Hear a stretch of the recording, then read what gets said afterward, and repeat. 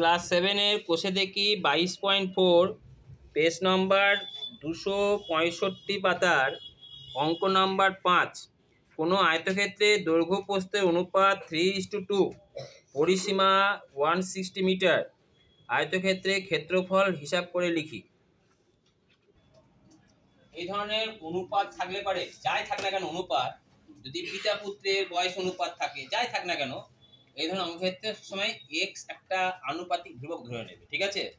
তাহলে আমরা first unit টেস্টে এসে বলেছিলাম না, রাম, শ্যাম ও যদুর বয়স অনুপাত 5:8:7, তাদের মোট বয়স 180 বছর ধরে নিলাম। তাহলে কার বয়স কত? তাহলে এখানেও তাই সমাধান এভাবে করা যাবে যে ধরে নিলাম যে আয়তক্ষেত্রের দৈর্ঘ্য কত, বলো? আয়তক্ষেত্রের দৈর্ঘ্য 3x কি একক কি মিটার।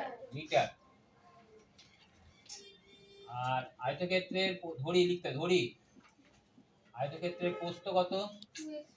2x metre. এবার x এখানে x গ্রেটার দ্যান 0 এটা লিখতে হবে। x এর মান কখনো 0 হওয়া যাবে না, 0 ছোট হবে না। কেন হবে না? কারণ x এর মান যদি 0 হয় তাহলে দৈর্ঘ্য 0 হয়ে যাচ্ছে। ছোট হলে পারে, যদি 0 তে ছোট হবে -1 -2 যদি হয়ে যায় ঋণাত্মক হয়ে যাচ্ছে, যা সম্ভব নয়। তাই অলওয়েজ কি লিখতে হবে? গ্রেটার দ্যান 0, মনে থাকবে? তাহলে এবার জানতে চাই কি পরিসীমা, তাই না? তাহলে আয়তক্ষেত্রের পরিসীমা কত হয় বলো? বলো 2 × 3x প্লাস 2x কি মিটার, মানে কত হয়?